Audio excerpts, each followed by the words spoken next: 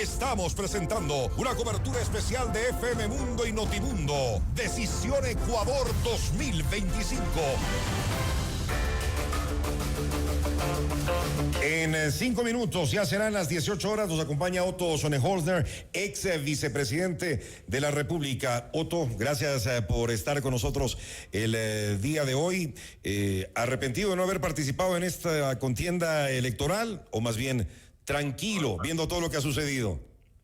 Tranquilo, esa fue una decisión que tomamos al día siguiente de la elección anterior y la verdad es que nosotros siempre somos bien claros en nuestras posiciones y así fue, ¿no? Yo volví a mi vida en lo privado y bueno, más bien de espectador y evidentemente siempre atento de la problemática del país. Y como espectador, ¿qué le ha parecido hasta ahora? ¿Cómo están las cosas en las elecciones 2025? Yo creo que es una elección con algunos récords, al menos de lo que se ve preliminarmente. Primero porque este nivel de polarización se asemeja más a una segunda vuelta que a una primera vuelta. Segundo, es decir, yo no recuerdo una elección en la que los dos primeros candidatos, independientemente del resultado final, independientemente de a quién quiera usted escuchar, a un lado, al otro, ambos candidatos están alrededor del 45% en el peor de los casos. Yo no recuerdo una primera vuelta así. Cristian, quizás usted... pero yo no recuerdo una primera vuelta donde dos candidatos tengan ese nivel de votación en primera vuelta. Y luego, creo que se batieron récords de las votaciones más bajas de la historia con el resto de los candidatos. Fíjese usted que el tercer lugar se está disputando alrededor del 2%, 3%. Y luego del quinto lugar para abajo parece un concurso de quién tiene más tías nomás, porque la verdad es que no pasan pero ni del medio por ciento. Yo no recuerdo 12 candidatos con menos del 0,5% en una elección. No lo recuerdo, Cristian. Pero entonces, Otto, ¿podríamos decir que se dio paso a este voto útil en estas elecciones? Yo creo que tanto el correísmo como el gobierno jugaron desde el principio bien la carta de la polarización, que es lo que los mantiene en ambos casos con ese nivel de votos, en mi opinión. Creo que jugaron bien la carta de la polarización, porque eso excluye a todos los demás del juego político. Yo no digo que no había candidatos interesantes, pero sencillamente quedaron excluidos porque la ciudadanía percibió esto como una polarización. Luego, ambas campañas manejaron muy bien esta estrategia de acabemos esto en una vuelta, porque fíjese, en ambos casos el argumento no era vota por mí, por esto y por esto, sino acabemos esto en una vuelta. ¿Por qué? Porque identificaron con claridad la apatía que tiene la gente con la política, el poco interés que tienen de ir a votar, el desprecio, si se quiere, que tienen en algunos casos con la clase política, y entonces más o menos hagamos este trámite más corto, vota todo por uno o por otro, pero salgamos en una vuelta. Y bueno, al parecer no han estado lejos, quizás es hasta posible del lado del gobierno lograrlo en una vuelta, pero insisto, hay que esperar. Pero si hay segunda vuelta, es de infarto, ¿no? Es de infarto, poner al aire. Y ya es de infarto esta primera, imagínense cómo puede ser la segunda, Otto. Ahora, habían candidatos interesantes, sí habían candidatos interesantes y de los cuales nos podríamos haber esperado más, pero no brillaron y más bien se fueron desinflando en el camino. También se derrumban algunos mitos, ¿no? Mire usted, en el caso del señor Issa, él traspasó una barrera con la cual la CONAIE siempre había sido muy cauta, de no apadrinar los fracasos electorales de Pachacutic. En este caso es la primera vez que un presidente en funciones de la CONAIE es candidato a presidente de Pachacutic. Entonces, eso sin duda le resta legitimidad al nivel de protesta violenta a las que nos estuvo acostumbrados en el 2019 y 2020, sin duda, porque ya la ciudadanía le dijo, caballero, todo lindo, pero no nos gusta esa forma suya de manifestarse, ¿no? Yo no rechazaré nunca el derecho de nadie de elevar una protesta, pero dentro del marco de la ley, pues, no destruyendo patrimonio de los ciudadanos de Quito, no dejando sin agua a los ciudadanos de Ambato, no amenazando con envenenar el agua de la misma linda ciudad capital de Tungurahua. Es decir, tantas cosas que realmente están, créame, muy lejos de lo que debe de ser una protesta. Además, me parece un mensaje claro, se derrumban ciertos mitos, en mi opinión. Luego hay otros candidatos que eran, qué sé yo, famosillos de Twitter, ¿no? Y fíjese usted cómo han terminado, agresivos, bravísimos en Twitter, ¿no? Bueno, así es la vida. Yo también participé en una elección, fíjese que saqué alrededor de 700,000 votos y esperábamos algo más, pero imagínense, en estas circunstancias, quedo bastante agradecido una vez más con los 700.000 ecuatorianos que confiaron en nosotros hace un año. Además, algo con relación a Leonidas Issa que sorprendió en el debate fue el haber asegurado que utilizaron $200 millones para esas marchas que se dieron y que lamentablemente afectaron sobre todo a la ciudad de Quito, ¿no? No hubo nadie que preguntara, pero ¿de dónde salieron esos $200 millones que se pudieron utilizar en algo más importante como educación o como salud? No, y eso sin contar las pérdidas que ha tenido el país por eso, las dificultades de implementar políticas económicas que se necesitan para estabilizar la situación fiscal, que es justamente para poder abastecer los hospitales, para poder mejorar las escuelas. Para eso se toma ese tipo de decisiones que son impopulares, pero a veces son inevitables. Y otra cosa de esta elección que a mí me apena un poco es que normalmente las elecciones suelen ser también espacios para buscar nuevos liderazgos, y en esta ocasión eso no ha ocurrido, ¿no? Que normalmente un candidato con 4 o 5% pasa a ser un actor político interesante y ninguno ha llegado a eso. Entonces me parece que terminó siendo una segunda vuelta en primera vuelta. Lo otro que ha sido interesante en esta elección es que la del 2023 para mí fue la última en la que existió, si se quiere, un equilibrio entre la comunicación digital y la comunicación tradicional y territorial. Fue una campaña 50-50 en donde lo digital se terminó imponiendo con el candidato Noboa, que fue el candidato sorpresa. Pero en esta elección yo le diría que la relación digital tradicional y territorial ha sido 75-80-20. Ha sido una campaña que se ha sentido mucho más en las redes que en las calles, de largo, por varias razones. Una de ellas quizás la crisis de inseguridad, el temor que tienen algunos candidatos a hacer ciertas actividades, la situación económica, pero la principal es esta transición ya irreversible del dominio digital de la comunicación. Otto, ¿qué pasó con el partido más tradicional e importante de su ciudad de Guayaquil, con el Partido Social Cristiano? Parece que se terminó de desinflar ya por completo.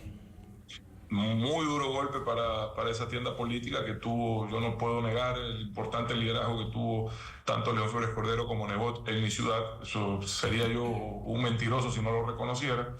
Pero claro, ellos se encontraron con Lazo en el 2021, luego se encontraron con Topic en el 2023 y en esta ocasión ya buscaron un candidato de tienda propia y les faltó esas sinergias que en ocasiones anteriores les ayudaron una vez que ya no contaban con el bastión que era el municipio de Guayaquil, que era un municipio realmente bien administrado, que terminó con una administración más bien negativamente valorada, la última, y ahora pues ya no tienen mayor influencia en municipios grandes. Les queda acá en Guayas pocos municipios, el de San Borondón, el de Daule, y pare de contar, creo, por ahí un par más en cantones más pequeños, pero ningún municipio relevante, ¿no?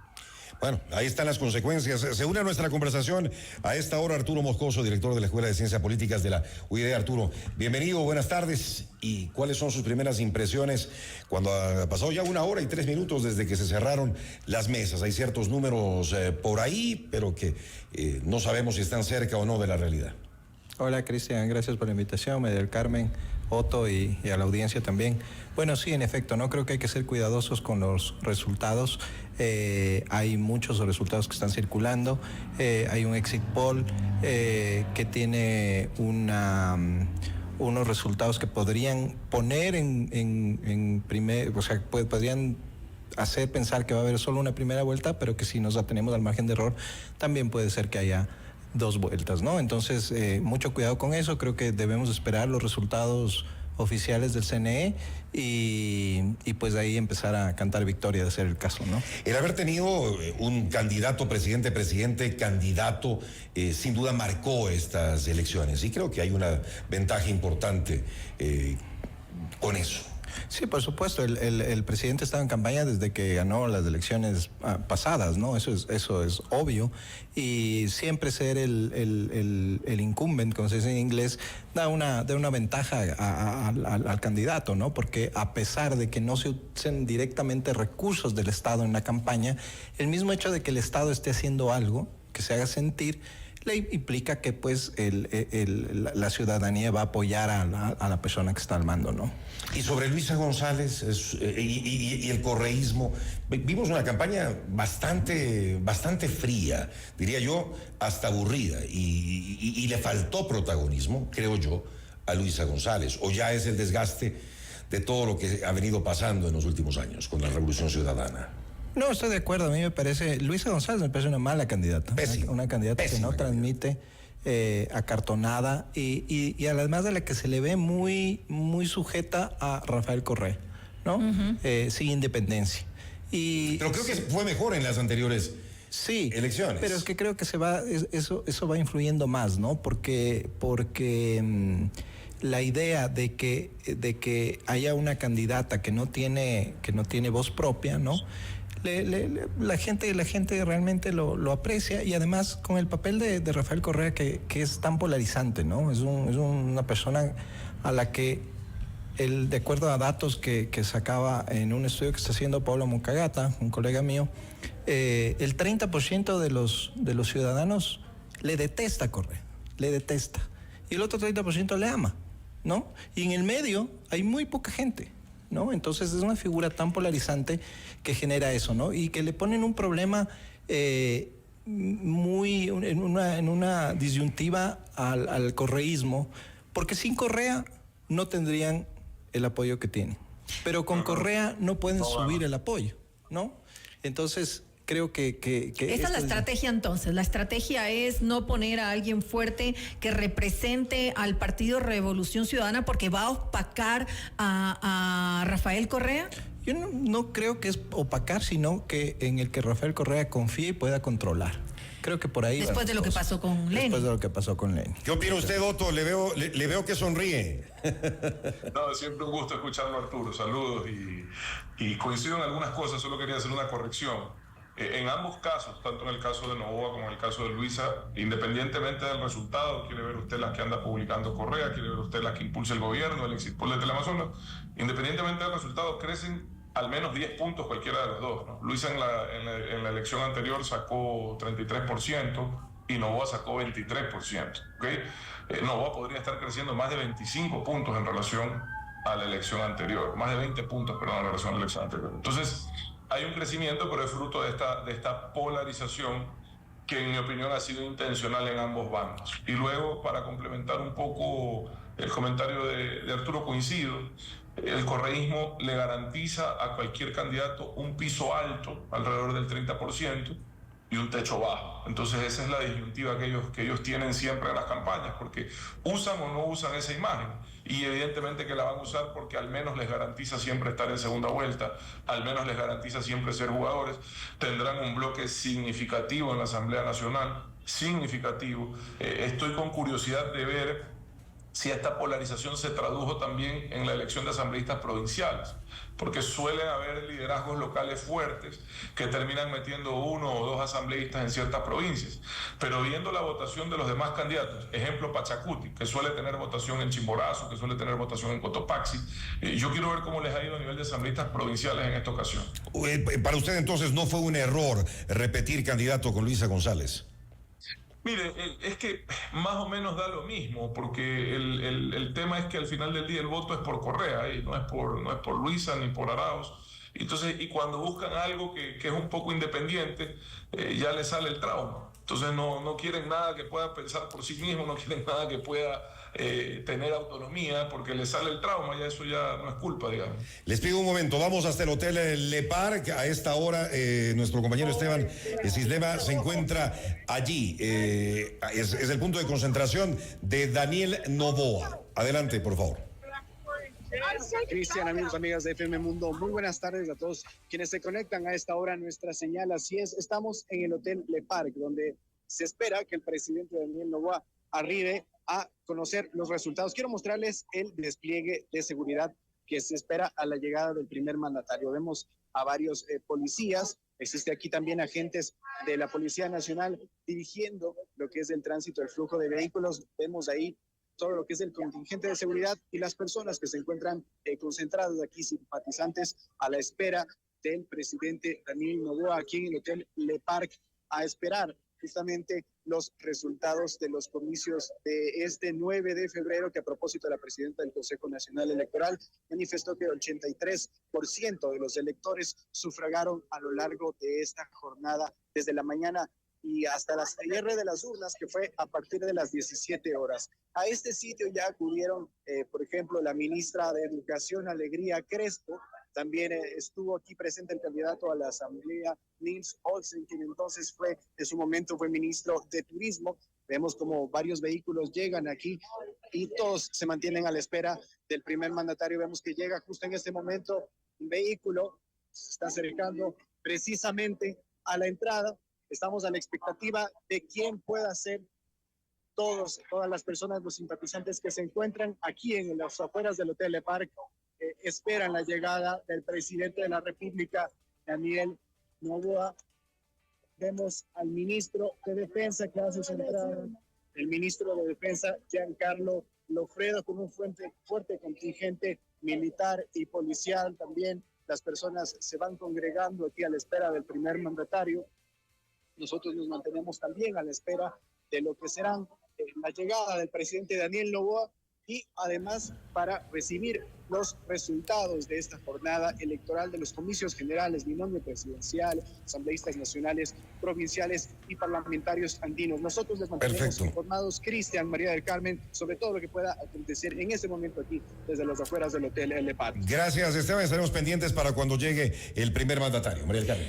Quería continuar con Arturo. Habíamos hablado un poco de la figura de Luisa González como candidata para la presidencia de la Revolución Ciudadana. ¿Qué decir de Daniel Noboa? Porque hay que tomar en cuenta que ha tenido un desgaste, obviamente, por haber sido parte de este gobierno, haber encabezado este gobierno, tomado decisiones difíciles, aumentó el IVA al 15%, también hubo el tema de los combustibles, algunas cosas. En seguridad ha tenido aciertos, pero también desaciertos. ¿En qué se basa ese respaldo popular que tiene Daniel Noboa?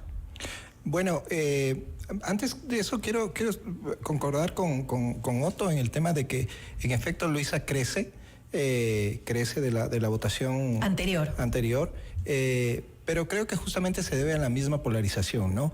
Como tenemos candidaturas que no han tenido ningún peso, el resto de candidaturas, la votación se decanta por alguno de los dos, ¿no? Habrá que ver cómo se una segunda vuelta, habrá que ver cómo se reparte esa votación ya en una segunda vuelta, pero no creo que sea una votación que realmente le pertenezca a Luisa González per se, ¿no? Sino más bien a este efecto de la polarización. En cuanto a tu pregunta, a mí me sorprende el apoyo al presidente porque parece que el presidente fuera de teflón, ¿no? No le pega nada. Acabamos de hace pocas semanas vivir una tragedia espantosa con la desaparición y el asesinato de estos 4 niños en manos la desaparición en manos de los militares, no sabemos qué les pasó en realidad, y a pesar de eso el presidente conserva el apoyo, ¿no? Y lo que decía, hubo el IVA también, el subsidio de los combustibles. El subsidio, etcétera, una serie de medidas que generalmente a quien las toma los golpea y él parece que no le pasa, ¿no? Medidas fuertes que otros gobiernos no se atrevieron a tomar, en todo caso. Y yo creo que también pasa por el tema de la polarización. O sea, creo que es importante tomar en cuenta que Daniel Noboa representa el anticorreísmo, ¿no? Ahí están depositadas las esperanzas, ¿no es cierto? Permíteme intervenir, pero es que eso es interesante, ¿no? Porque el primer discurso del presidente Noboa fue el PRO. Y realmente ganó sin entrar en polarización alguna. Pasó, como se dice en términos hípicos, por las tranqueras, evitando cualquier tipo de bronca, cualquier tipo de anti. Y el corto discurso de su asunción al mandato fue el PRO es infinito, no sé si tú recuerdas. Y gobernó 3-4 meses con esa lógica, con una alianza que le valió aprobar algo que, para quienes hemos estado en funciones sabemos lo complicado que es el tema del IVA. Lo logró, lo sacó adelante. Y luego con el incidente de la embajada, pues empieza este Noboa anti. Y yo lo que resumo de esto es que yo a Daniel Noboa lo vi en el año 2006, que él habrá tenido 20 años, ya manejando la campaña de su papá. O sea, Daniel Noboa tiene una experiencia en política que quizás pocas personas a su edad la tienen. entiende la política y juega la carta que tiene que jugar en ese sentido. Y hasta ahora le ha salido bien. Ahora, sí ha tenido desgaste, porque fue un mandatario que, al igual que Moreno en su momento, al igual que Lasso con la vacunación, llegó a estar cerca del 80% de aprobación de gestión, y luego los apagones, el IVA, el tema de las desapariciones, la situación económica, le empiezan a pasar factura, pero eso sí, en mucho menos proporción que sus antecesores. Usted decía, otros gobernantes no se han atrevido. Bueno, yo estuve en un gobierno que se atrevió, y ese gobierno pagó caro en aceptación del presidente atreverse a tomar decisiones difíciles. Pagó caro, lo ha sacado adelante con menos costo político. Eso es una realidad, y quizás tiene que ver con su manera de manejar la comunicación. Para mí, por ejemplo, y mire que tenemos corta diferencia de edad, pero para mí esa forma de, por ejemplo, no salir a comentar temas trascendentes, porque no lo hace, para mí es algo que está lejos de mi forma de entender la política. Y yo creo que en este entonces, al menos él lo está demostrando, el equivocado soy yo. Porque al final del día la ciudadanía parece que prefiere esta forma de comunicar de él, que se aleja casi totalmente de la problemática mediática o general, o de las graves crisis, y busca otras alternativas de comunicar. Es un fenómeno interesante. Dicen que Daniel Noboa es un gran estratega, y creo que lo ha demostrado en estos últimos meses. ¿Qué opinan ustedes, señores? Bueno, yo creo que un poco haciendo referencia a lo que decía Otto cuando llegué, estaba hablando él, en relación a cómo se hacen las campañas, ¿no? Creo que el tema de la comunicación en redes digital creo que ha sido muy exitosa para el gobierno. Ha conectado mucho con los votantes más jóvenes, y eso es algo que la gente de nuestra edad no aprecia tanto, ¿no? Y claro, podría no entenderse por qué es este fenómeno, ¿no? Pero creo que lo que se ha hecho en redes es importantísimo, con el apoyo sobre todo de su esposa, ¿no? Que es una influencer ahí importante en el mundo digital, y que pega, ¿no? Que pesa mucho en los más jóvenes. Y habrá que ver en análisis ya la votación en general que ha recibido, pero creo que la votación de los jóvenes será importante. Definitivamente. Otto, ¿qué opina? No, miren, Daniel Noboa es un candidato que llegó a la presidencia y luego probablemente se va a reelegir sin pisar un set de televisión, sin pisar una sala de prensa de un diario. Ha ido a muy pocas estaciones de radio, muy pocas. Entonces, los recursos tradicionales de comunicación que aprendimos a navegar, yo porque he hecho mi vida profesional gran parte en la comunicación radiofónica, o si usted revisa candidatos como Henry Cucalón, candidatos preparados, con trayectoria en política, esas habilidades van quedando anacrónicas. Nadie quiere ver una entrevista de 40 minutos, de 30 minutos, de 15 minutos, nadie la quiere ver. Nadie la quiere ver. La gente quiere ver entretenimiento y los algoritmos priorizan lo que la gente quiere ver. Entonces hoy estamos ya no en manos de una sala de prensa o en manos de un departamento de medios, sino en manos de unos algoritmos que funcionan en función de las preferencias humanas, que tienen que ver con el entretenimiento, con la polarización. Nos gusta ver a alguien hacer el ridículo y nos gusta ver a alguien pelearse. Y en función de eso usted tiene que los políticos que van triunfando navegan alguna de esas líneas, y así entran en el juego de los algoritmos. Ahora, alguien que tiene buen verbo, capacidad de dar un discurso, argumentos, alguien que sabe hablar de cómo solucionar la problemática del país, si no encuentra la forma de comunicarlo dentro de esos parámetros de los algoritmos, no tiene espacio en la política actual, en mi opinión. Pero eso no ha llevado también a que de alguna manera se banalice, que no tenga contenido las campañas electorales, porque vemos por ahí a candidatos que realmente no tienen nada de contenido, no aportan con nada para el país. No, fíjese que ha sido una campaña que nadie ha hablado de las propuestas. Hasta hace poco las campañas giraban en torno a las propuestas, que si el 1.000.000 de empleos, que si las casas, que si los bonos, que si te subo el sueldo.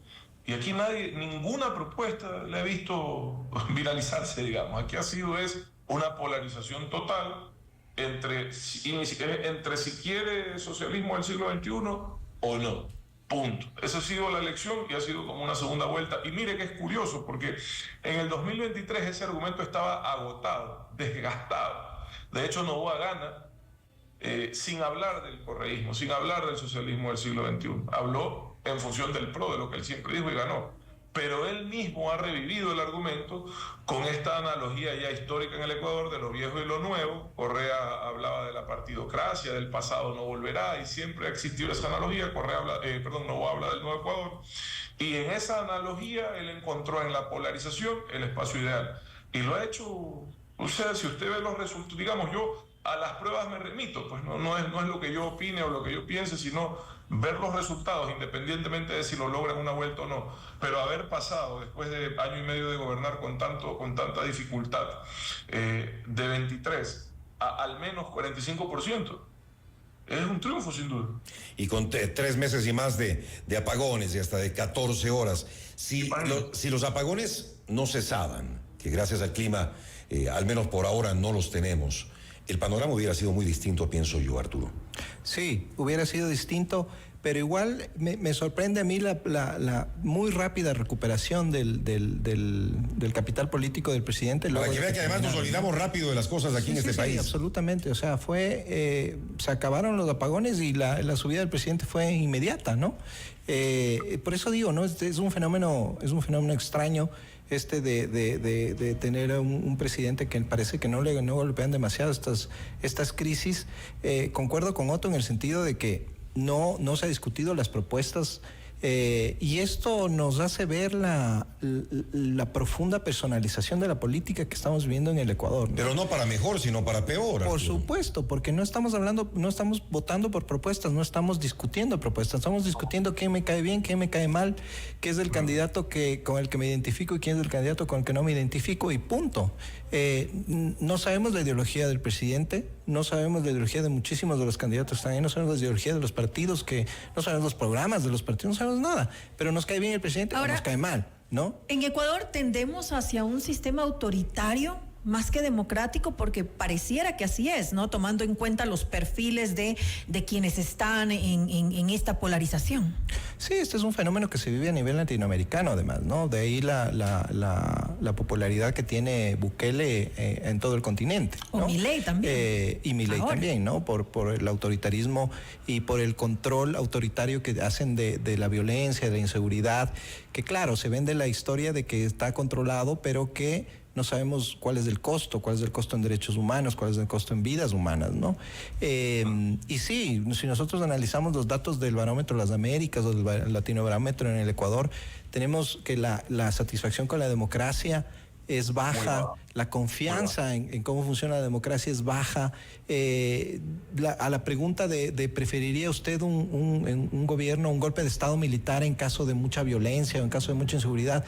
Un buen porcentaje de ecuatorianos dice sí, ¿no? Hay otro buen porcentaje de ecuatorianos que dice que es irrelevante si es que hay democracia o no hay democracia en un país, que lo importante es que se controle las cosas.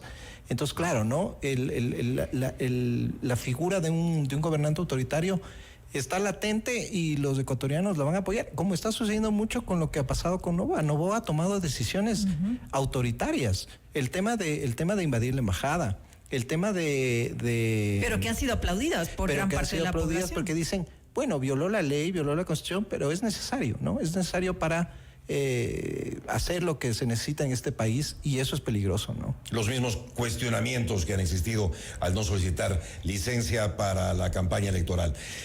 Todo indicaría que va a haber una segunda vuelta. ¿Cómo cree usted que le va a ir a Novoa ya en la segunda, cuando se midan solamente los dos, Otto? Oiga, primero déjeme comentar algo. Por favor. Que van saliendo temas interesantes que me gustaría profundizar. Por favor, díganos, Otto. Sobre la personalización de las cosas. Tiene que ver nuevamente con el cambio en la forma de comunicar. Las redes sociales son personalísimas. La comunicación digital es personalísima. Entonces, usted tiene fenómenos como el de Trump en un país como Estados Unidos, en donde los dos partidos políticos tradicionales han sido instituciones incuestionablemente fuertes.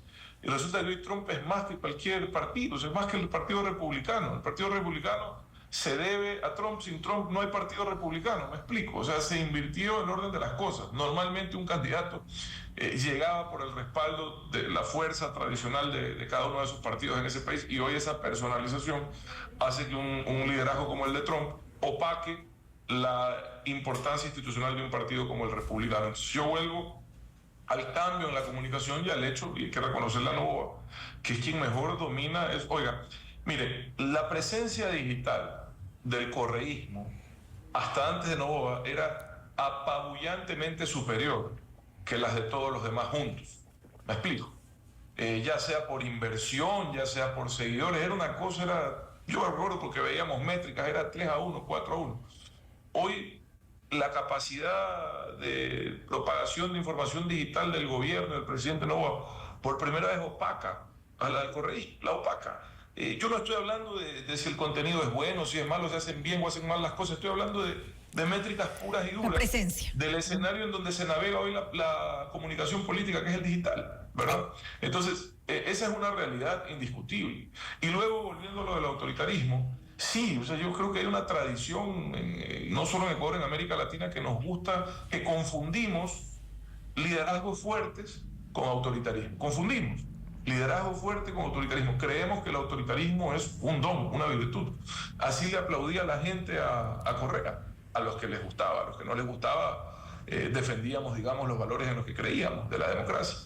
Y hoy los mismos que le aplaudían a Correa se le quejan a Novoa, me explico. A mí me causa, es como volver, como yo hacía comunicación en esa época, me acuerdo del Estado candidato, ¿no? Ahora los correístas quejarse del Estado candidato para mí ha sido anecdótico, me explico. Yo no creo que está bien en ninguno de los casos, esa es la diferencia. Pero posturas como las mías no son bien vistas.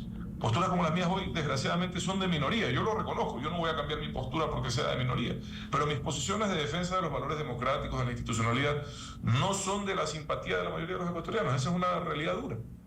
Gracias, les quiero agradecer por su tiempo, por haber estado con nosotros en esta cobertura especial de FM Mundo y Notimundo. Otto Sonnenholzner, ex vicepresidente de la República, el día de hoy con nosotros aquí en el programa. Y gracias a Arturo Moscoso, director de la Escuela de Ciencias Políticas de la UID. Gracias por la invitación. Gracias, vamos a una pausa comercial, enseguida regresamos con más. Regresamos con más de Decisión.